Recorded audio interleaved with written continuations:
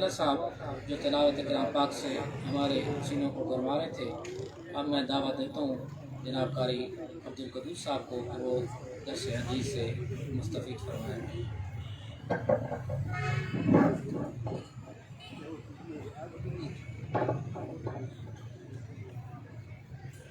अस्सलामु अलैकुम वरहमतुल्लाहि वबरकातुहू। अल्हम्दुलिल्लाहि वहदा वस्सलातु वस्सलामु अला मन ला नबिय्य बअदा। अऊज़ु बिल्लाहि मिनश शैतानिर रजीम। बिस्मिल्लाहिर रहमानिर रहीम।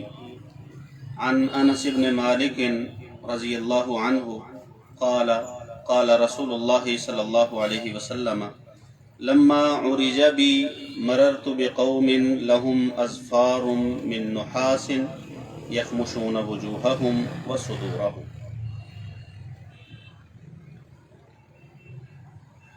आज की हदीस हज़रत अनस बिन मालिक रज़ी अल्लाह ताला अन्हु से मरवी है। अनस बिन मालिक रज़ी अल्लाह ताला अन्हु रसूलुल्लाह सल्लल्लाहु अलैहि वसल्लम के एक ख़ास सहाबी हैं। जब रसूलुल्लाह सल्लम मदीना में तशरीफ़ लाए हिजरत करके, तो इनकी उम्र 10 बरस थी और इनकी वालिदा उम्मे सुलैम वो रसूलुल्लाह सल्लम के मदीना तशरीफ़ लाने से पहले ही इस्लाम ला चुकी थी। जब उम्मे सुलैम ने रसूलुल्लाह सल्लल्लाहु अलैहि वसल्लम की एक मुश्किल को देखा कि रसूलुल्लाह सल्लम से जो मेहमान मिलने के लिए आते हैं, तो रसूलुल्लाह सल्लम अकेले ही आपको अपने घर भी जाना पड़ता है, फिर जो बाहर मिलने के लिए मेहमान आया हुआ है उसके पास आना पड़ता है। तो ये रसूलुल्लाह सल्लम के लिए मुश्किल काम था। उन्होंने अपने बेटे अनस बिन मालिक रज़ी अल्लाह ताला अन्हु को रसूलुल्लाह सल्लम की खिदमत के लिए पेश कर दिया और ये 10 बरस रसूलुल्लाह सल्लम की खिदमत फरमाते रहे। आज आप अज़मत रसूल के हवाले से मोहतरम अमीर उस्मान साहब का दरस समात फरमाएंगे, लेकिन यहाँ पे एक छोटी सी बात जो हज़रत अनस रज़ी अल्लाह ताला अन्हु बयान करते हैं। कहते हैं कि मैंने रसूलुल्लाह सल्लम की 10 बरस खिदमत की। 10 बरस रसूलुल्लाह सल्लम की खिदमत की। आपने मुझे 10 बरस में एक मर्तबा भी नहीं डांटा, आपने मुझे उफ भी नहीं कहा। अगर मैंने कोई काम किया तो रसूलुल्लाह सल्लम ने ये नहीं कहा कि क्यों किया है।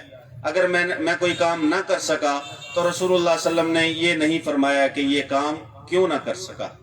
और एक मशहूर हदीस है रसूलुल्लाह सल्लम की, उसके रावी भी अनस बिन मालिक रज़ी अल्लाह ताला अन्हु हैं, जिसमें रसूलुल्लाह सल्लल्लाहु अलैहि वसल्लम ने फरमाया कि जो शख्स अपने वादों का ख्याल नहीं रखता, वादे पूरे नहीं करता, उसका दीन नहीं है, और जो अमानतदार नहीं है उसका ईमान नहीं है। ला ईमान लिमन ला अमानत ला वला दीन लिमन ला अहद ला। तो ये रिवायत भी हज़रत अनस बिन मालिक रज़ी अल्लाह ताला अन्हु से मरवी है। फरमाते हैं कि रसूलुल्लाह सल्लल्लाहु अलैहि वसल्लम ने फरमाया, लम्मा उरिजा बी, जब मुझे मेराज पर ले जाया गया, मररतु बिक़ौमिन लहुम अज़फ़ारुम मिन नुहासिन, मैं ऐसे लोगों के पास से गुजरा जिनके नाखून तांबे के थे, तांबे के उन्हें नाखून दिए हुए थे। यख़मुशून वुजूहहुम व सुदूरहुम, और वो नोच रहे थे अपने चेहरों को भी और अपने सीनों को भी। सीने भी नोच रहे थे नाखूनों के साथ और चेहरों को भी नोच रहे थे। तो रसूलुल्लाह सल्लम फरमाते हैं, फ़क़ुल्तु मन हाउलाई या जिब्रील, मैंने कहा ए जिब्रील, ये कौन लोग हैं कि जिन्हें इस अज़ियत में मुब्तला किया गया है कि अपने ही नाखूनों से अपने चेहरे और अपने सीने को नोच रहे हैं। तो जिब्रील अलैहिस्सलाम ने जवाब दिया, हाउलाई अल्लज़ीना यअकुलूना लुहूमन नास, ये ऐसे लोग हैं जो लोगों का गोश्त खाया करते थे, यानी गीबत किया करते थे। गीबत क्या है? रसूलुल्लाह सल्लम ने एक बार पूछा सहाबा से, तुम्हें पता है कि गीबत क्या है? उन्होंने कहा, अल्लाह और उसका रसूल ज़्यादा बेहतर जानते हैं।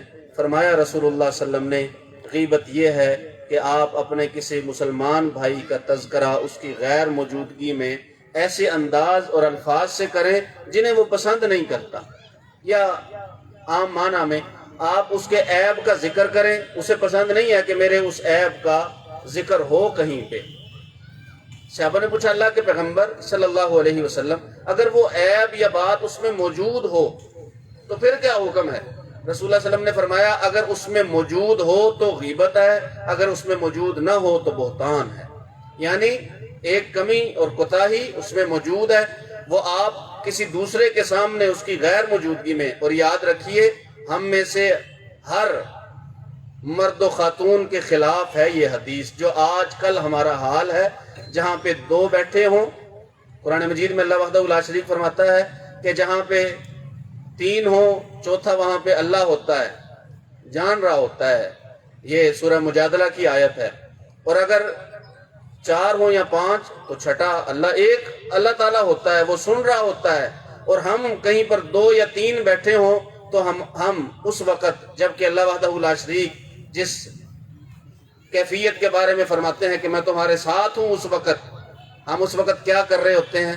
کسی مسلمان بھائی کی غیبت کر رہے ہوتے ہیں، اس کی برائی، اور نہ اس میں ہمارا فائدہ ہے نہ اس کا نقصان ہے، محض اپنے دل کو تسلی دینے کے لیے۔ آج کل تو کانوں کا چسکا یہ بن گیا ہے، جب تک کسی سے کسی کے خلاف کوئی بات سن نہ لیں تو آرام نہیں آتا۔ ہماری اکثر مجلس محفل خواہ وہ چھوٹی ہو یا بڑی ہو، اللہ ماشاء اللہ ہو سکتا ہے کچھ لوگ بچے ہوئے ہوں، لیکن تقریباً ہر مجلس اور محفل چھوٹی اور بڑی، اس میں لازمی ہم اس گناہ کا ارتکاب کرتے ہیں۔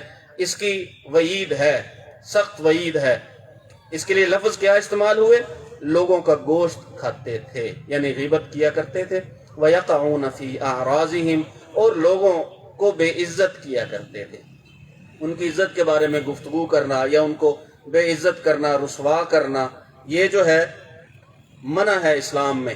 جیسے کسی کا خون بہانا منع ہے، جیسے مال لوٹنا حرام ہے، ایسے ہی مسلمان کی بے حرمتی کرنا، اس کی بے عزتی کرنا، یہ بھی حرام ہے۔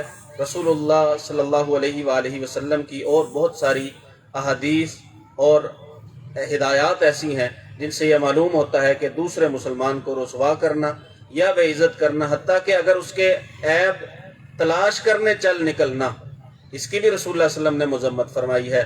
فرمایا جو کوئی تم میں سے کسی مسلمان کے عیب تلاش کرنے کے لیے اس کے پیچھے نکل پڑتا ہے، پھر اللہ وحدہ لا شریک اس شخص کے عیب جو ہے ان کا پیچھا کرتا ہے، اور اس عیب تلاش کرنے والے کو اللہ رسوا کر دیتا ہے، چاہے وہ اپنے گھر میں ہی کیوں نہ بیٹھا رہے۔